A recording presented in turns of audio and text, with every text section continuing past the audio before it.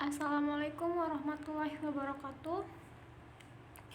Perkenalkan, nama saya Danisa Fatimah Afdal dengan NIM channel 020004. Di sini saya akan menjelaskan materi tentang tax planning dan pengendalian atas penghasilan usaha dan penghasilan lainnya.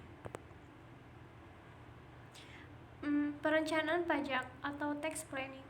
Menurut Zain, perencanaan pajak merupakan tindakan penstrukturan yang terkait dengan konsekuensi potensi pajaknya, yang tekanannya kepada pengendalian setiap transaksi yang ada konsekuensi pajaknya. Tujuannya itu bagaimana pengendalian tersebut dapat mengefisienkan jumlah pajak yang akan ditransfer ke pemerintah melalui apa yang disebut sebagai penghindaran pajak dan bukan penyelundupan pajak yang merupakan tindak pidana fiskal yang tidak akan ditoleransi. Karakteristik tax planning. Yang pertama, legal. Tidak bertentangan dengan peraturan perpajakan yang berlaku. Kedua, integral, merupakan bagian integral dari perencanaan menyeluruh perusahaan. Tiga, valid, didukung dengan bukti-bukti memadai, misalnya agreement, invoice, dan accounting treatment. 4. Cash flow, berhubungan dengan kegiatan mengendalikan cash flow. 5. Net present value, memaksimalkan net present value. Tahapan tax planning. 1. Menganalisis informasi yang ada. 2. Membuat satu atau lebih model kemungkinan jumlah pajak. 3. Mengevaluasi pelaksanaan perencanaan pajak. 4. Mencari kelemahan dan memperbaiki kembali rencana pajak. 5. Memutakhirkan rencana pajak. Jenis-jenis tax planning. Jenis-jenis tax planning dibagi menjadi dua. Yang pertama, perencanaan pajak nasional, yaitu perencanaan yang dilakukan berdasarkan undang-undang domestik.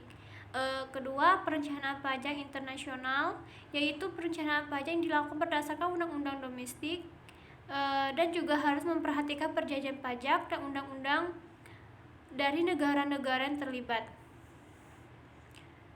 Tax planning mengelompokkan jenis penghasilan untuk menghitung angsuran masa PPh pasal 25. Pajak penghasilan adalah pajak yang dikenakan atas penghasilan yang diterima atau diperoleh wajib pajak selama 1 tahun pajak.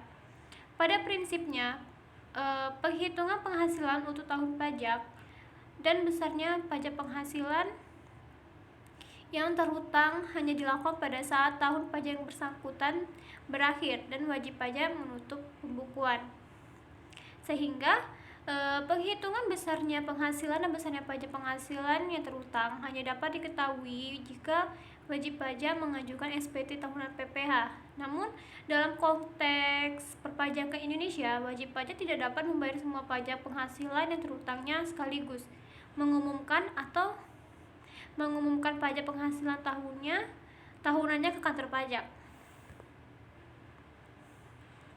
Umumnya kurung pajak ini sama dengan jumlah pajak penghasilan yang terhutang atau SPT tahun sebelumnya dibagi dengan pengurangan pajak dalam pasal 21, 23, dan 24 dengan 12 atau jumlah bulan dalam tahun pajak. Kategori penghasilan dikelompokkan sejumlah angsuran atau angsuran PPh pasal 25 dihitung. Sebelum menghitung besarnya angsuran atau cicilan PPh pasal 25, dilakukan pengelompokan jenis penghasilan terlebih dahulu. Dalam kaitannya dengan PPh pasal 25, pengelompokan jenis penghasilan dilakukan adalah sebagai berikut. Yang pertama, penghasilan non-objek pasal 4 ayat 3, dan kedua, penghasilan objek pajak pasal 4 ayat 1. Laba selisih kurs. Pada dasarnya, wajib pajak pembukuannya menggunakan mata uang rupiah, tetapi terdapat transaksi dalam mata uang asing, maka dari transaksi tersebut akan timbul keuntungan atau kerugian selisih kurs karena terdapat perbedaan kurs antara tanggal pengakuan penghasilan atau biaya dengan tanggal diterima atau dibayarnya penghasilan atau biaya tersebut. Keuntungan atau kerugian kurs juga dapat terjadi dari transaksi utang piutang, di mana selisih kurs terjadi sebagai akibat dari selisih kurs antara tanggal pencatatan hutang atau piutang dengan kurs tanggal neraca atau tanggal akhir periode akuntansi atau perbedaan juga timbul akibat selisih kurs mata uang asing pada tanggal neraca dengan tanggal pelunasan. Dasar hukum laba rugi selisih kurs. Laba rugi selisih kurs merupakan salah satu unsur yang mempengaruhi laba perusahaan. Dalam Undang-Undang Pajak Penghasilan Nomor 36 Tahun 2008 tentang perubahan keempat atas Undang-Undang Nomor 7 Tahun 1983 tentang pajak penghasilan, keuntungan selisih kurs merupakan salah satu bentuk penghasilan yang menjadi objek pajak sebagaimana diatur dalam Pasal 4 Ayat 1.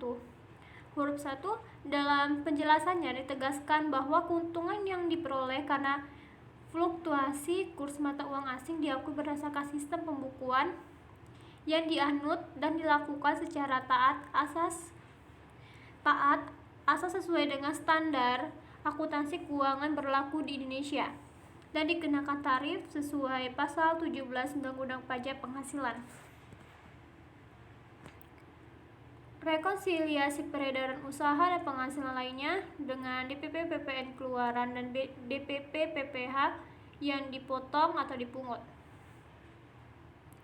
Rekonsiliasi PPN adalah proses pencocokan antara data di SPM PPN dengan SPT tahunan perusahaan. Rekonsiliasi yang menyangkut PPN ini penting dengan tujuan untuk memastikan semua peredaran usaha telah dilaporkan di dalam SPT PPN dan untuk memberikan penjelasan kepada Fiskus jika terdapat perbedaan antara jumlah peredaran usaha yang dilaporkan di SPT PPH dan SPT PPN. Pada umumnya, perbedaan yang timbul antara pengakuan pendapatan perusahaan menurut SPT tahunan PPH badan dengan nilai penyerahan menurut SPM PPN bisa timbul karena dua kondisi, yaitu pertama karena karakteristik transaksi, kedua karena peraturan berlaku memang mengakibatkan timbulnya perbedaan. Perbedaan nilai peredaran usaha menurut SPT tahunan PPH badan dan SPT masa PPN yang mungkin timbul antara lain dikarenakan oleh: 1. Terdapat objek PPN yang tidak tercatat dalam akun penjualan. Kedua, terdapat perbedaan kurs yang dipakai dalam mencatat penjualan di laporan. Ketiga, pemberian cash discount. 4. Adanya kesalahan tulis atau hutang. Berbagai pengujian untuk menguji kebenaran perhitungan peredaran usaha. Perbandingan adalah suatu proses sistematik dalam membandingkan produk, jasa, atau praktik suatu organisasi terhadap kompetitor atau pemimpin industri untuk menentukan apa yang harus dilakukan dalam mencapai tingkat kinerja yang tinggi. Karakteristiknya yang pertama, rasio total disusun berdasarkan kelompok usaha. Benchmarking dilakukan atas rasio yang berkaitan dengan tingkat laba dan input perusahaan. 3. Ada keterkaitan antara rasio benchmark. 4. Fokus pada penilaian kewajaran kinerja keuangan dan pemenuhan kewajiban perpajakan. Pengendalian atas bea keluar untuk pajak ekspor atas penjualan ekspor yang terhutang bea keluar. Bea keluar adalah pungutan negara berdasarkan Undang-Undang Kepabeanan yang dikenakan terhadap barang ekspor. Harga ekspor adalah harga yang digunakan untuk perhitungan bea keluar.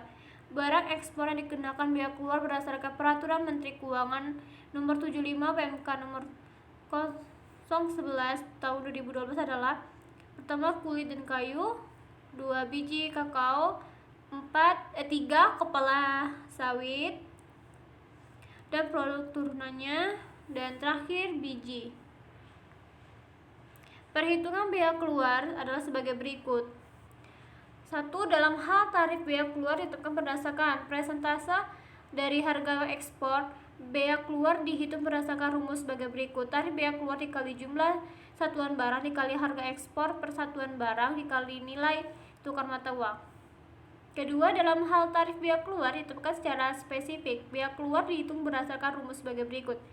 Tarif biaya keluar per satuan barang dalam satuan mata uang tertentu dikali jumlah satuan barang dikali nilai tukar mata uang. Sekian penjelasan dari saya. Apabila ada kesalahan saya mohon maaf. Wassalamualaikum warahmatullahi wabarakatuh.